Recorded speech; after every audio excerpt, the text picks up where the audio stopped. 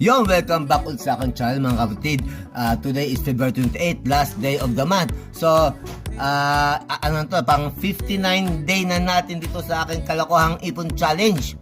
Yan.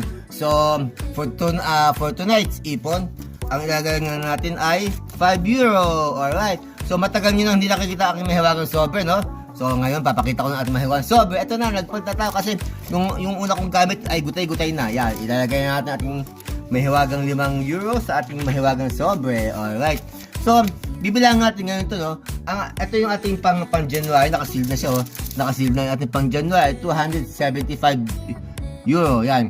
So, ngayon, ang total ng ating naipon sa total ay 490. So, sa madaling salita, sa buwan ng February ay naka 215 tayo na naipon. So, bibilangan na natin, ang ating naipon sa ating buwan ng February.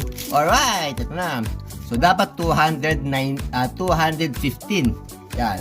So, 1, 2, 4, 6, 8, 10, 200. Dapat 215 na. Okay. 10 and 15. So, 215 ang naipon natin sa buwan ng February. Yan. So, 215 plus 275. Ang total ay 490. Yes. So, mga kapatid, meron tayong 490 na naipon sa loob ng 2 buwan. Alright.